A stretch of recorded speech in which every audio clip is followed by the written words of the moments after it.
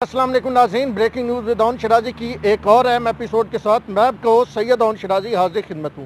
नाज़रीन, आपने देखा होगा कि पहले मैंने जितने भी व्लॉग किए हैं कोरोना के दौरान वो मास्क के बगैर किए हैं, आपके सामने वन ऑन वन आता था, लेकिन अभी मैंने मास्क पहना हुआ है। ये मास्क इसलिए पहना हुआ है कि इस्लामाबाद में हर पब्लिक प्लेस पे मास्क लाजमी करार दे दिया गया है। लेकिन अब ये मास्क मैं उतार भी रहा हूँ, ये मास्क इसलिए उतार रहा हूँ कि इस्लामाबाद में मास्क मिल भी नहीं रहा है। ये भी एक हकीकत है और डीसी इस्लामाबाद साहब ने ये तो कह दिया है कि जी मास्क के बगैर जो शख्स बाहर निकलेगा तो उसके खिलाफ कार्रवाई होगी, उसको 3,000 रुपया जुर्माना होगा और फिर उसके जेल की हवालात की हवा भी खानी पड़ सकती है। लेकिन इस्लामाबाद के मरकज़ी और मेन अगर जनरल स्टोर्स की बात करें या मेन मेडिकल स्टोर्स की बात करें या हॉस्पिटल्स की बात करें तो वहाँ पे दाखिले से पहले ये कहा जाता है कि आपने मास्क नहीं पहना, आप इंटर नहीं हो सकते। और जब ये कहा जाता है हम तो मास्क खरीदने के लिए आए हैं तो फिर कहा जाता है कि जनाब हमारे पास तो मास्क है नहीं। आप जरा बाहर देख लें, हमने लिखा हुआ है कि आउट ऑफ स्टॉक। तो अभी सूरत हाल इस्लामाबाद में अगर ये है तो बाकी इलाकों में क्या होगी, सूबाई दारुल खिलाफों में क्या होगी। तो इस वक्त हम वज़ीर आज़म ऑफिस के सामने खड़े हैं। वज़ीर आज़म ऑफिस के अंदर अभी भी कोरोना पे एक अहम मीटिंग चल रही है और इसमें NDMA वाले मौजूद हैं, इसमें जनाब हेल्थ वाले मौजूद हैं, चारों सूबों के वज़राए आला मौजूद हैं। लेकिन मैं ये आपको बताऊं कि ज़ीरो ज़रब ज़ीरो जमा ज़ीरो माइनस ज़ीरो सारा कुछ करेंगे, जवाब सिफर ही आएगा। क्योंकि अभी तक अगर हम देखें तो हमें इस मामले पे भी NDMA और महकमे सेहत जो है एक पेज पे नहीं लग रहा। हमने 2 दिन पहले NDMA के जो चेयरमैन हैं उनका जनरल साहब का एक मौक़िफ़ पढ़ा, हमने उनकी प्रेस रिलीज देखी, उसमें वो कह रहे हैं चीज़ें अंडर कंट्रोल हैं। दूसरी जानब जब हम ज़फ़र मिर्ज़ा साहब को सुनते हैं तो वो कहते हैं जी चीज़ें आउट ऑफ कंट्रोल होती जा रही हैं, अगर यही रहा तो हमारे पास बेड्स नहीं हो गए। और उनके साथ साथ अगर यास्मीन राशिद साहिबा जो पंजाब को देखती हैं वो भी यही मौक़िफ़ अपनाए हुए हैं। तो अब एक अगर ये कहूँ कि इस मामले पे भी सिविल मिलिट्री एक पेज पे नहीं है, सिविल कुछ और कहते हैं, मिलिट्री कुछ और कहते हैं, तो अब मैं यही कह सकता हूँ कि दोनों का मौक़िफ़ एक जैसा नहीं है। अब थोड़ी सी बात करते हैं संजीदगी कितनी है। मुझे बिल्कुल इस मामले में कई तौर पे भी संजीदगी नज़र नहीं आ रही है कि कोरोना के मामले पे हुकूमती संजीदगी की हालत ये है कि वज़ीर आज़म इमरान खान साहब कहते हैं कि जी हमने 15 जनवरी से इक़दाम कर लिए थे, बुज़दार साहब कहते हैं हमने 7 जनवरी से कर लिए थे, जबकि पाकिस्तान में जो केस है वो कोरोना का 7 जनवरी के बाद आया। तो बुज़दार साहब एडवांस जा रहे थे, अभी भी पंजाब जो है वो एडवांस जा रहा है कोरोना के केसेस में, लेकिन गुफ्तन बर्खास्तन बैठते हैं, गप्पे लगाते हैं, उठ जाते हैं, फिर किसी किस्म की कोई डेवलपमेंट नहीं होती।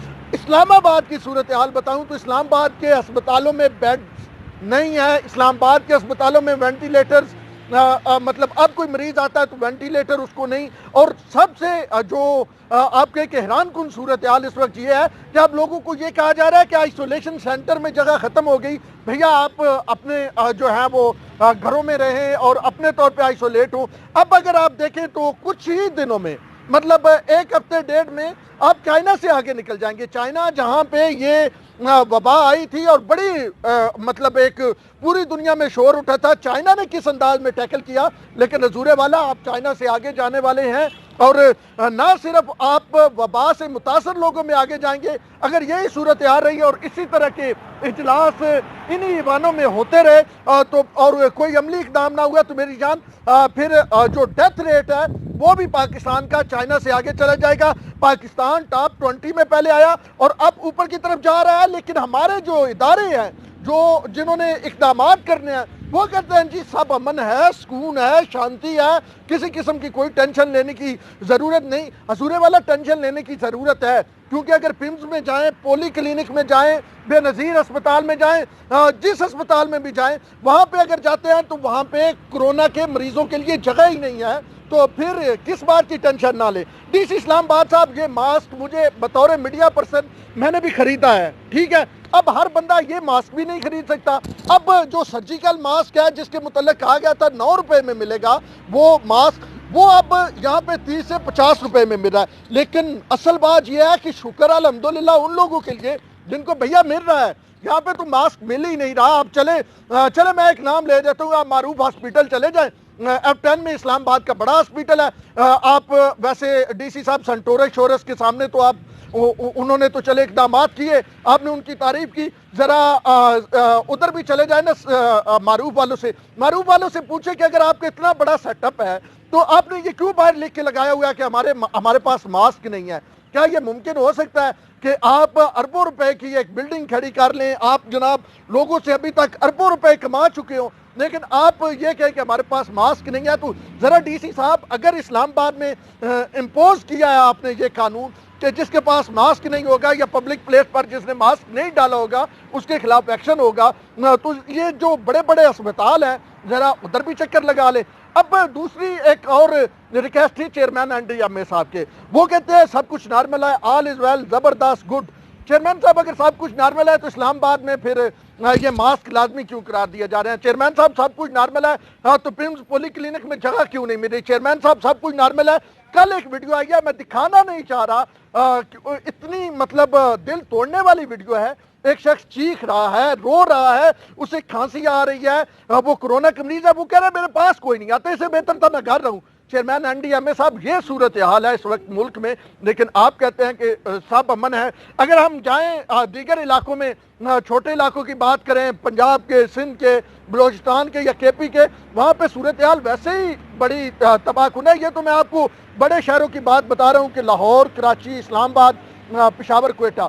پشاور سے ہمارے ایک جرنلسٹ دوست ہیں, ہمارے کلیگ ہیں, وہ مجھے بتا رہے تھے گزشتہ رات کو, وہ کہہ رہے تھے کہ بھیا یہاں پہ جو صورتحال ہے وہ سب سے زیادہ تباہ کن ہے, اور وہاں پہ جو ایک نجی چینل 92 نیوز کے ایک سینئر رپورٹر جو ہیں وہ بھی کرونا کی وجہ سے وفات پا چکے ہیں. لیکن یہاں پہ اس بلڈنگ میں یہ جو آپ کو وائٹ ہاؤس نظر آ رہا ہے, اس وائٹ ہاؤس میں سب امن ہے. یہاں پہ اس وائٹ ہاؤس کے اگر آپ گارڈز دیکھ لیں تو انہوں نے بھی سفید کپڑے پہنے ہوئے ہیں. تو یہ جو بڑی بلڈنگ ہے, اور عمران خان صاحب کہتے تھے کہ جی یونیورسٹی بناؤں گا, وہ یونیورسٹی PM ہاؤس تو اس سائڈ پہ ہے, وہ بھی یونیورسٹی جناب وہاں پہ کلاسیں چل رہی ہیں, وہاں پہ PID کی کلاسیں ہو رہی ہوں گی. یہ جناب عمران خان صاحب کہتے تھے کہ میں تو عوامی مفاد کے لیے بڑی بڑی بلڈنگز نہیں رکھوں گا. اب عمران خان صاحب ادھر ہی اجلاس کرتے ہیں, ہر اجلاس ادھر ہی ہوتا ہے. ہاں تو جناب اعلیٰ ابھی بھی اجلاس ادھر ہی ہو رہا ہے, لیکن وہ جیسے میں پہلے بتا رہا تھا کچھ بھی نہیں, کخ بھی نہیں ہو رہا. ایک اور اہم معاملہ جو جاتے جاتے آپ کو بتاتا چلوں وہ ہے ٹڈی دل کا, اور ٹڈی دل نے 61 ضلعوں میں تباہی مچا دی ہے, اور خاص کر کے آم کی فصل تو بالکل جناب اس بار ملتان اور اس کے دیگر ایریاز میں بالکل فارغ ہو چکی ہے. لیکن یہاں پہ اجلاس ہم نے ٹڈی دل کے حوالے سے بھی دیکھے, پہلے ہمیں پریس ریلیز آتی NDMA کی طرف سے کہ 31 اضلاع ہیں, پھر 35 آتی, پھر 31 آتی, اب 61 اضلاع متاثر ہونے کی بات آ رہی ہے. لیکن یہاں سے PM صاحب بھاشن تو دے دیتے ہیں, ابھی آپ پھر دیکھیں گے کہ اجلاس ختم ہونے کے بعد تقریر کریں گے PM صاحب, بیان آ رہے ہیں, ٹویٹ آ رہے ہیں, لیکن کسی قسم کا کوئی عملی قدم اگر ہم دیکھیں تو وہ نہیں ہے. وہ ٹڈی دل کے حوالے سے بھی یہی ہے, وہاں پہ تباہی بربادی ہو رہی ہے, کسان رو رہے ہیں, چیخ رہے ہیں, لیکن جناب یہاں پہ سب امن ہے. جس طرح یہ پرامن بلڈنگ آپ کو نظر آ رہی ہے, اسلام آباد میں شاید اسی طرح پرامن چیزیں نظر آتی ہیں. میں صرف جاتے جاتے ایک سوال پوچھنا چاہتا ہوں کہ اگر عمران خان صاحب اپوزیشن میں ہوتے, وزیر اعظم کوئی اور ہوتا, میں کہتا ہوں نواز شریف, گیلانی, راجہ پرویز اشرف, شہباز شریف, جمالی, کسی کو چھوڑ دے, وزیر اعظم چلے جی اسد عمر ہوتا, کسی اور جماعت کو ہوتا, اور عمران خان صاحب اپوزیشن میں ہوتے, تو اتنی جو ڈیتھ ہوئی ہیں, کیا اس کے بعد عمران خان صاحب کا ایسے ہی بیان آتے جس طرح کے آ رہے ہیں؟ اور پھر ستم ظریفی یہ کہ یہاں پہ جو حکام ہے وہ یہ کہہ رہے ہیں کہ جی ہمارے خیال میں تو ابھی تک 2000 بندہ مر جانا چاہیے تھا, ہمارا تو ابھی تک 1500 بندہ مرا ہے. تو ہاں بڑا چھوگا یار, خدا کے واسطے اللہ کے بندوں کچھ خیال کرو اس قوم کا. اگر خدا نے تمہیں کیونکہ بتعز و منتشا و تذل و منتشا دیتے تو خدا ہی, اگر خدا نے آپ کو کسی کی مطلب آپ نے پلان کر کے اور پھر آخر میں آپ یہاں تک پہنچ گئے ہیں, تو کم از کم خدارہ عوام کا خیال کریں.